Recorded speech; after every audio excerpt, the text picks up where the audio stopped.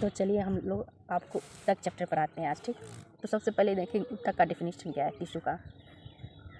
तो एक लाइन में अगर बोले तो कोशिका के समूह को टिश्यू कहते हैं और इसका अध्ययन को हिस्टोलॉजी कहते हैं। अब हम बात करेंगे ऊतक। ऊतक दो प्रकार का होता है, ठीक। एक पादप ऊतक, एक जंतु ऊतक। अगर मैं पादप ऊतक की बात करूँ तो पादप ऊतक का भी दो भाग होता है, एक विभज्योतिकी ऊतक और एक अस्थायी ऊतक। और अगर मैं जंतु ऊतक का बात करूँ तो वो चार प्रकार का होता है। एक उपकला ऊतक, epithelium tissue, connective tissue, मसलर tissue, nervous tissue. चलिए हम क्वेश्चन की तरफ चलते हैं। तो पहला क्वेश्चन है ऊतक का अध्ययन कहलाता है और इनका फर्स्ट ऑप्शन है हिस्टोलॉजी, सेकंड ऑप्शन है फाइकोलॉजी, थर्ड ऑप्शन है एंथोलॉजी और फोर्थ ऑप्शन है माइकोलॉजी। तो इसका राइट आंसर होगा हिस्टोलॉजी। अगर हम बात करें फाइकोलॉजी का तो फाइकोलॉजी शैवाल के अध्ययन को कहा जाता है। और बात करें एंथोलॉजी, एंथोलॉजी पुष्प के अध्ययन को बोला जाता है और माइकोलॉजी कवक के अध्ययन को बोला जाता है, ठीक। अगला क्वेश्चन देखते हैं। ऊतक शब्द का प्रयोग सर्वप्रथम किसने किया था। पहला ऑप्शन है बीचट, दूसरा ऑप्शन है मायर, तीसरा ऑप्शन है लेमार्क और चौथा ऑप्शन है डार्विन। तो इसका राइट आंसर हो जाएगा बीचट। अगला क्वेश्चन की बात, पादप ऊतक के कितने प्रकार होते हैं। तो अभी जस्ट पढ़ाते हैं आपको, पादप ऊतक के दो प्रकार होते हैं। अगला क्वेश्चन है किस ऊतक की कोशिका भित्ति लिग्निन से भी मोटी होती है। पहला ऑप्शन है पेरेन्काइमा, दूसरा है कोलेनकाइमा, तीसरा है स्क्लेरेन्काइमा, चौथा है कैम्बियम। तो इसका राइट आंसर होगा स्क्लेरेन्काइमा। अगर बात करें क्लोरेन्काइमा का किसका रूपांतरण होता है। क्लोरेन्काइमा किसका रूपांतरण होता है। पहला ऑप्शन है पेरेन्काइमा, दूसरा ऑप्शन कोलेनकाइमा, तीसरा ऑप्शन है स्क्लेरेन्काइमा, चौथा ऑप्शन है फ्लोएम। तो इसका राइट आंसर होगा पेरेन्काइमा।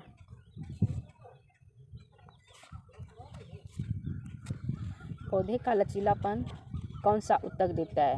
तो पहला ऑप्शन है पेरेन्काइमा, दूसरा ऑप्शन है कोलेनकाइमा, तीसरा ऑप्शन है स्क्लेरेन्काइमा, चौथा ऑप्शन है जाइलम।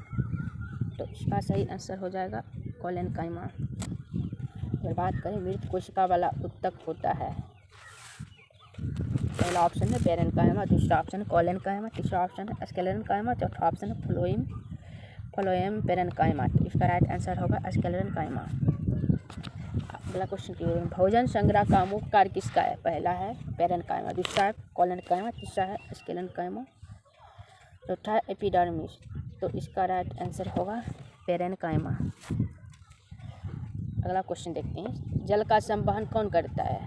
तो इस ऑप्शन देखिए, पहला जाइलम है, दूसरा फ्लोएम, तीसरा कैम्बियम, चौथा है पेरेन्काइम। तो आपको भी पता है इसका राइट आंसर होगा जाइलम। और अगर मैं बात करूं भोजन का तो इसका राइट आंसर होगा फ्लोएम। द्वितीयक वृद्धि के लिए उत्तरदायी है। पहला ऑप्शन है जाइलम, दूसरा ऑप्शन है फ्लोएम, तीसरा ऑप्शन कैम्बियम, चौथा ऑप्शन है एपिडर्मिस। तो इसका राइट आंसर होगा कैम्बियम। चाली नलिका किसका भाग है। पहला ऑप्शन है जाइलम, दूसरा ऑप्शन है फ्लोएम, तीसरा ऑप्शन है कैम्बियम, चौथा ऑप्शन है कार्य। तो इसका राइट आंसर होगा फ्लोएम। अगर हम बात करें जाइलम के भाग के, जाइलम का भी चार भाग है और फ्लोएम का भी चार भाग है। तो जाइलम का भाग को देखते हैं, चारों का नाम। पहला है वाहिनिकाएँ, दूसरा वाहिकाएँ, तीसरा जाइलम तंतु और चौथा जाइलम मृदुत्व, ठीक है। और फ्लोएम की अगर हम बात करें, फ्लोएम का भी चार है, एक फ्लोएम नलिकाएँ, ये चालनी नलिकाएँ, फ्लोएम तंतु, स्वकोशिकाएँ और फ्लोएम मृदुत्व। तो इसके अकॉर्डिंग देख लीजिए आप, फ्लोएम आंसर होगा। वाहिनिकाएँ एवं वाहिका किसमें पाया जाता है। तो जाइलम। विभज्योतिक की कोशिका में कौन सा अंग अनुपस्थित होता है। पहला ऑप्शन है केंद्रक, दूसरा ऑप्शन है रसधानी, तीसरा ऑप्शन है माइटोकॉन्ड्रिया, चौथा ऑप्शन है कोशिका भित्ति। इसका राइट आंसर होगा रसधानी। कंडरा यानी टेंडन, कंडरा आपसे तो नहीं पूछा गया बट टेंडन पूछेगा। टेंडन किसे जोड़ता है। तो टेंडन हमेशा पेशी को हड्डी से यानी मसल्स को बोन से जोड़ता है। जाइलम का कौन सा भाग जीवित रहता है। पहला ऑप्शन है जाइलम मृदुतक, दूसरा ऑप्शन है वाहिकाएँ, तीसरा ऑप्शन है फ्लोएम पेरेन्काइमा और चौथा ऑप्शन है जाइलम तंतु। तो इसका राइट आंसर रहेगा फ्लोएम पेरेन्काइमा।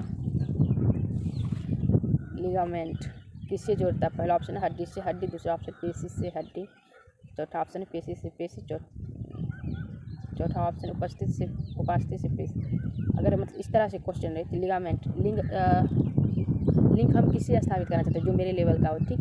तो ऐसे याद रखेंगे इसको, बोन से बोन, बोन है तो बोन से बोन ही जोड़ेगा, तो बोन से बोन ऐसे करके याद रखें।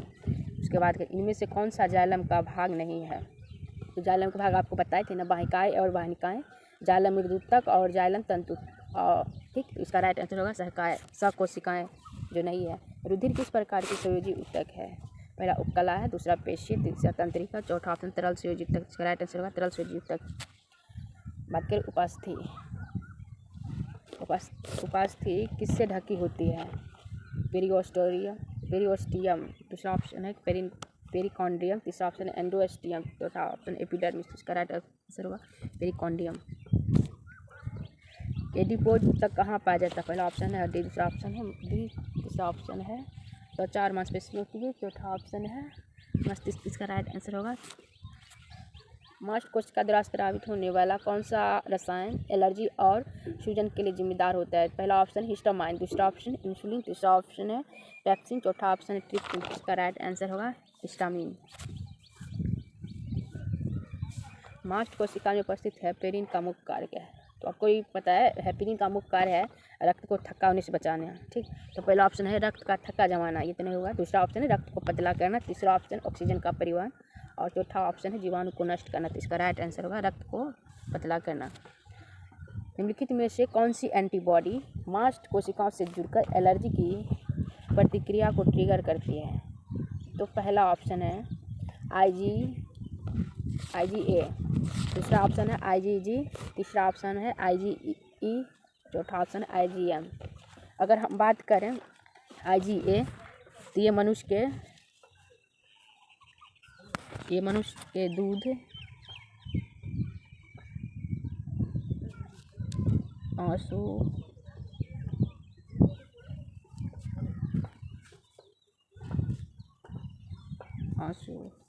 और लार सब जगह पाया जाता है, ठीक। अगर बात करें IgE के बारे में तो IgE इसका राइट आंसर होगा एलर्जी के लिए, इन्फेक्शन के लिए। और IgG के बारे में बात करें मतलब ये एक पर्सनल ऐसा एंटीबॉडी है जो प्लेसेंटा को भी पार कर जाता है, ओनली वन एंटीबॉडी, तो ये है IgG, ठीक। तो इसका राइट आंसर होगा IgE।